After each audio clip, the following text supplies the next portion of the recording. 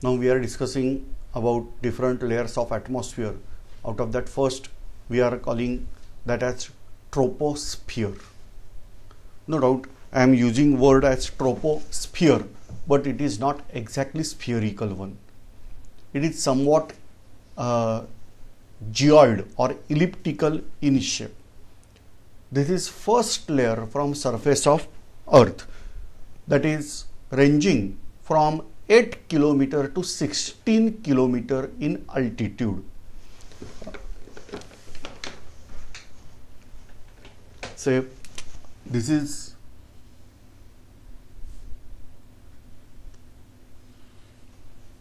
Earth, supposed to be little bit geoid, that is little bit press here from North Pole and South Pole, whereas bulging out at equator little bit. But as compared, now I am showing, this is just to explain, it is not actually this type of image, but you can consider this type of image.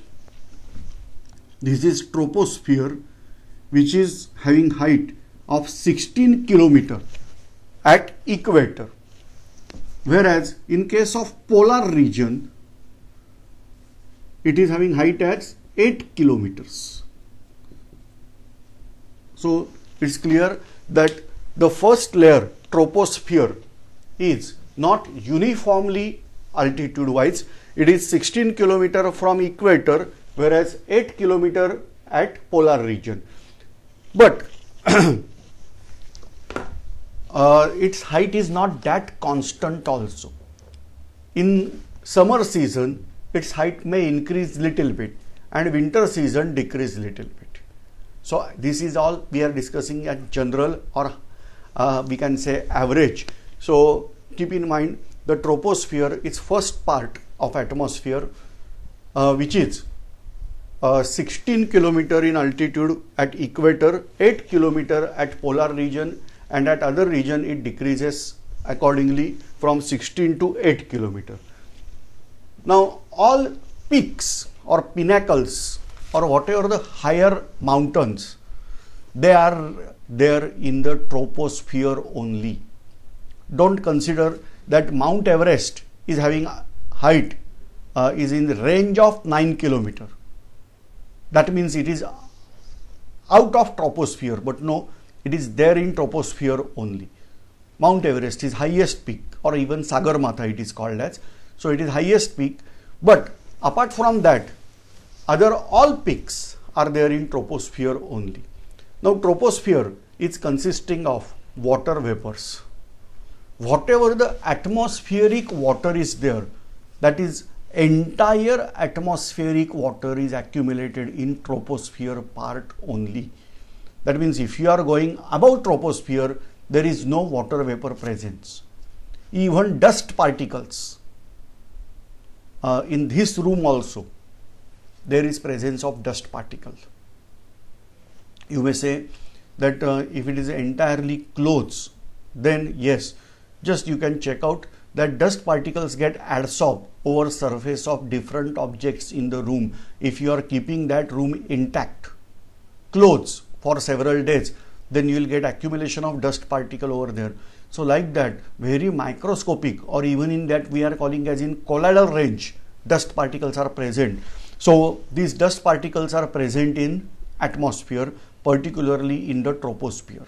If you are going above sea level at approximate 16 km, or simply we can consider above troposphere, then there is absence of dust particle. Even carbon dioxide is also considerably less. Almost all carbon dioxide is concentrated in troposphere. So keep in mind what are there important for life system, that is carbon dioxide, then water vapors, and obviously to certain extent dust particles also. These all are scattered in troposphere only. Above troposphere they are not found. 3/4 of mass of gases present in atmosphere, that is focused on only troposphere.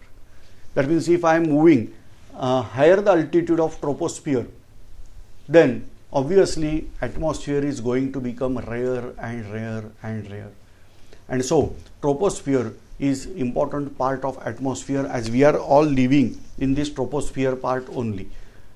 Even aeroplanes are flying in this troposphere part only. Low altitude aeroplanes, they are flying in this part only. Then 3/4 of molecular weight of gases, that is focused in troposphere part only. Whatever the incidences are occurring, say for example turbulence or disturbance, for example cyclones, then thunderstorms, rainfall, precipitation, different forms, all these things are happening in troposphere only. So what we are observing from Earth's surface, that is everywhere, that happens during troposphere part only. Again, there is, you are aware, lapse rate, as we discussed in earlier part, that as we are moving higher the altitude, temperature decreases. That is called as lapse rate. That lapse rate is observed in troposphere, what we discussed that. But again, lapse rate is not exactly as I have discussed, that 160 meter for altitude, 160 meter temperature decreases by 1 degree Celsius, but not always. Lapse rate is more when you are there at higher temperature zone, and lapse rate is less if you are there at lower temperature zone. Now, what atmosphere is there? That troposphere will get decrease in temperature. I am giving you here a graph.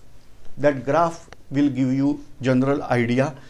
Here we are taking distance or altitude wise thing. Altitude we are taking at this axis. Here temperature, I must mention here, it is height in terms of kilometers, whereas here temperature in terms of degree Celsius. So we are starting from 20 degree. It is not always 20, but on an average we can consider temperature at surface of Earth. Why surface of Earth? Because here I must say it's 0 kilometers. So it is 0. So at surface level temperature is around 20 degrees Celsius. But as altitude rises around 16 kilometer, here it's 20. If I am drawing line here, approximate you can consider it is 16 kilometer. Temperature decreases around minus 50 degrees Celsius.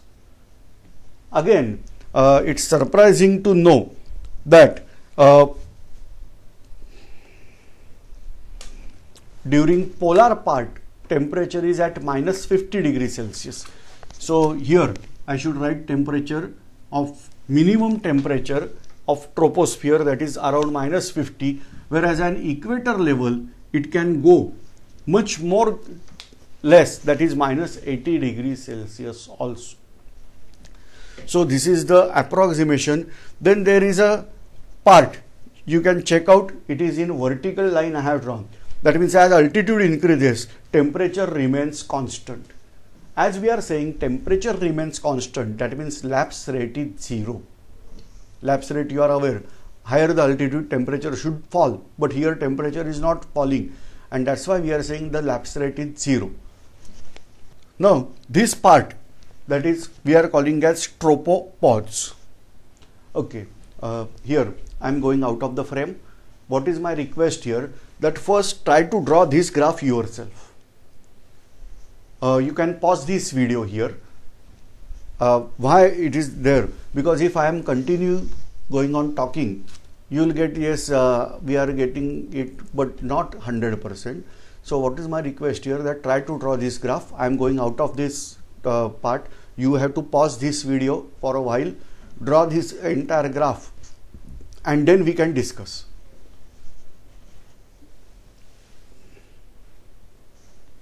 Alright, so we are calling this part, that is as troposphere. Then this part, that is we are calling as tropopods.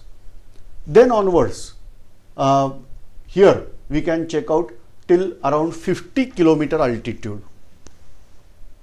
We are getting a phase or part of that, that is called as stratosphere. Now stratosphere is important. The first part you can check out here. There is initially fast rise in temperature and then it is rise, but that slope is not maintained. Here some slope is decreased because this portion particularly is consisting of ozone gas concentrated in greater extent. As a result, ultraviolet radiations of certain higher frequencies or higher energies get absorbed in this part, and that's why temperature rises. And therefore you can get here that then in case of stratosphere there is rise in temperature initially to sharp, then it decreases, not decreases but decreases, or rate of rise in temperature decreases till height of around 50 kilometer. This part is called as stratosphere entire. Now what is the characteristic of stratosphere? It is not consisting of water vapors, it is not consisting of dust particle and almost carbon dioxide. So whatever the turbulence or disturbance is there in Earth's atmosphere, that is not observed in stratosphere. It is cool and calm, and therefore it is ideal for flying aeroplanes. That's why it is called a jet zone, or as well as ozone or ozonosphere also, because it is consisting of ozone layer. Now this stratosphere is important. Temperature decreases here till minus 60 degrees Celsius also. Now at height of 50 kilometers plus, means again check out here 50 kilometers plus, there is separation layer. We are calling that as stratopods. Say how to remember this is troposphere, tropopods, stratosphere, stratopods, where again the I should not say lapse rate, because here temperature is decreasing, therefore it is lapse rate. Here I should say rise rate, that is 0. That means there is no rise or decrease in temperature as we are going to higher altitude. Now here radiations are again transparent. Transparent means what? The maximum radiations are transmitted and nothing is absorbed. Again there is no question of presence of long radiations, and so then there is decrease in temperature. Again it is observed. So from 0 here in case of stratosphere, the maximum temperature observed is 0 degrees Celsius. So don't consider that stratosphere means very high temperature, but the temperature is around 0 degrees Celsius. Then onwards it will decreases. So this is about the stratosphere. I am revising about stratosphere again, that temperature varies with height. It is as low as here we can say minus 60 degrees Celsius and as high as 0 degrees Celsius. Initially we are having sharp rise in temperature, or rate of rise of temperature is high. That is because of presence of ozone layer. Ozone gas is absorbing light, particularly ultraviolet light. Now many people are worrying about ozone layer. Here this topic I must discuss a while. There is ozone formation in this region, as well as ozone is depleted also. Particularly we are saying various gases are responsible. One important gas category we are calling as CFC, that is chlorofluorocarbon, from air conditioner, old air conditioner, then refrigerators and various other industries are responsible for this CFC, that chlorofluorocarbon, and because of that ozone is reacting towards this part and ozone layer start depleting out. Depleting means the amount of ozone in this layer decreased out. Say if you stop out these gases, then ozone layer can recover, because ozone gas is continuously produced in this part also. But now rate of formation and rate of depletion, here rate of depletion is more, and that's why we are having problem about this ozone layer, particularly when we are talking about environmental science. At that time this problem we have to discuss to greater extent. Now this is about the stratosphere. Now there is a part we are calling that as mesosphere. So there is stratopause, and then we will get decrease in temperature, and we can get temperature even less than minus 80 degrees Celsius. Sometime it is in range of minus 100 degrees Celsius also. This is particularly at height of around 80 kilometers from Earth's surface, and that's why it is coldest layer in atmosphere. So where we are getting temperature in range of minus 100 degrees Celsius. We are talking of now this mesosphere. And so some confusing questions are there. If I am going to ask you question, which is the coldest place on Earth, then don't give answer Antarctica. It is mesosphere, where temperature is minus 100 degrees Celsius. When we are talking of Antarctica, Antarctica is the coldest place on surface of Earth, where minus 89 degrees Celsius temperature is observed. But if you are talking of Earth, then mesosphere is also part of atmosphere, and atmosphere is part of Earth, and therefore my answer goes as mesosphere. If option is not there, then it's all right, but if option is given as mesosphere, then we have to give answer as mesosphere, where we can get temperature as minus 100 degrees Celsius. Now you will get here something that initially there is decrease, and then rate of decrease decreases. This is because certain cosmic radiations are absorbed, and therefore decrease is not up to the mark. Again we are getting same temperature, that means no decrease in temperature here. So as altitude increases, rise in temperature is not there, or fall in temperature is also not there. That we are calling, obviously now this is mesosphere, then I have to call this as mesopause. So this is mesopause around around 90 kilometer. Now what we are discussing till here, we have certain questions in mind, that how we are aware of these different parts of atmosphere. Scientists are carrying out research from past centuries about this, particularly with help of balloon. They carried out research. So initially we got knowledge about this atmosphere with help of balloons, particularly from mid of 20th century. There is development in the space science. No doubt German scientists are responsible for that. German scientists get nationality of America. They also get nationality of Russia. Certain scientists, particularly after defeat of Germany in Second World War, whatever the scientists were present in eastern part of Germany, were got citizenship of Russia, and western part of Germany got citizenship of mostly USA.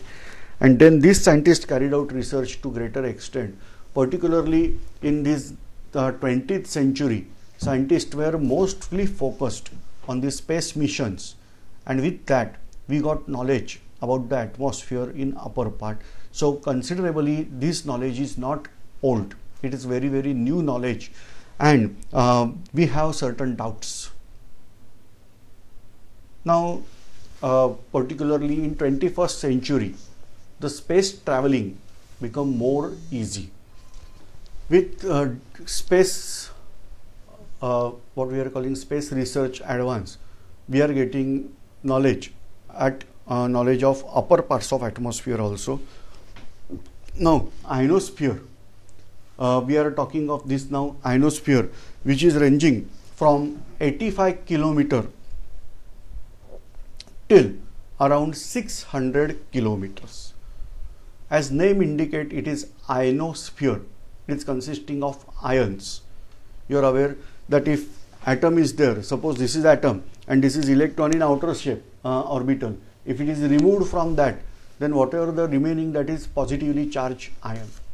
Usually in this portion of atmosphere we are having ions concentrated in this region, and that's why we are calling that as ionosphere part of atmosphere.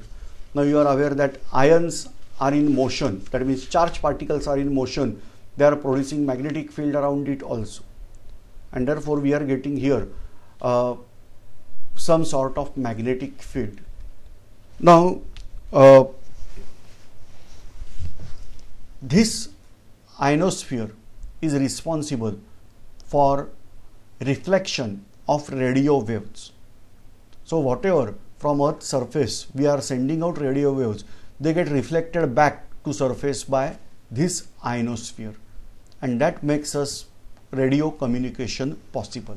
So this is important thing from our side of radio waves, that that ionosphere is reflecting out that. So here we can check out that ionosphere we are getting rise in temperature again, and now we are getting temperature more than 0 degree. Here is the 0 degree, so we are getting more than 0 degree temperature here. Now again keep in mind that it is 3 different layers we are now discussing. This is not part beyond 600 kilometer, it is there from 85 kilometer only. We are dividing that part, that is as thermosphere, exosphere and magnetosphere. Now what is thermosphere? Particularly first part, that is from 85 kilometer height to 400 kilometer height, that is called as thermosphere. Here as altitude increases, there is rise in temperature because of these different radiations are coming from outside, they get absorbed here. It's very high temperature, that is daytime temperature of this thermosphere is around 1400 degrees Celsius.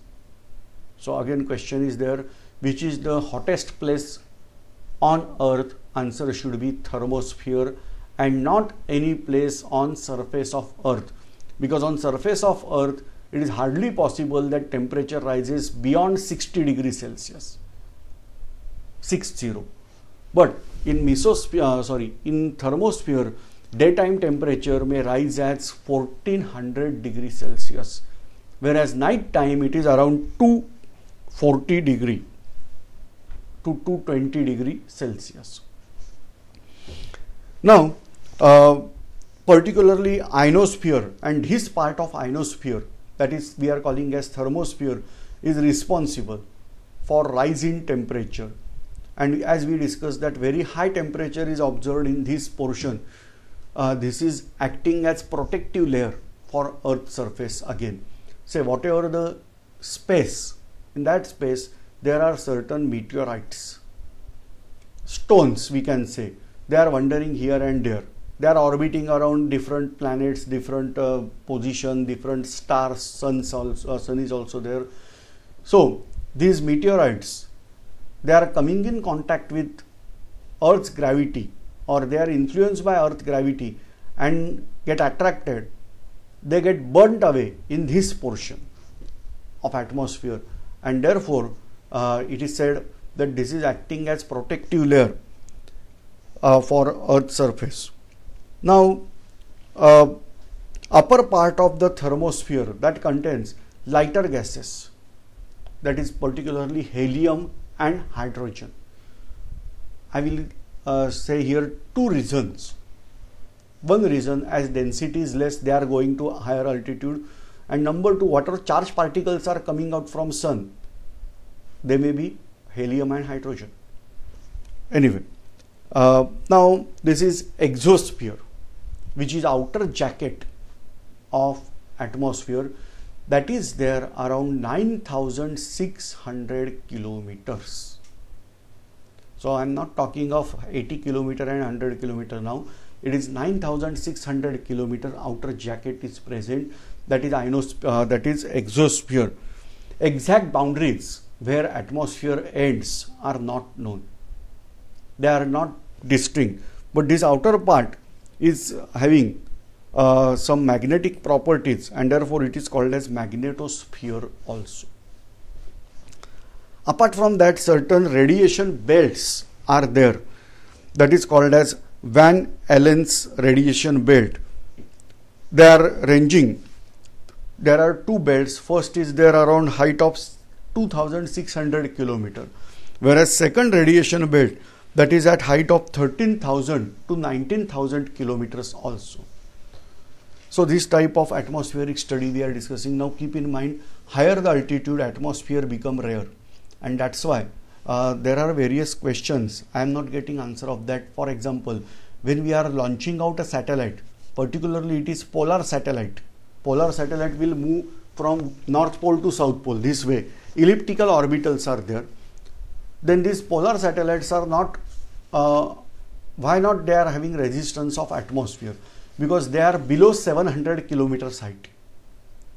That means there is atmosphere, but that should be very, very, very rare atmosphere. And that is why we are getting negligible resistance of that, most probably answer. But when we are talking of geostationary satellite is moving some distance of 36,000 kilometers from Earth's surface. That geostationary satellite is away from entire atmospheric influence over there. This is all about atmosphere around Earth's surface. But keep in mind again, for upper part, particularly ionosphere onwards,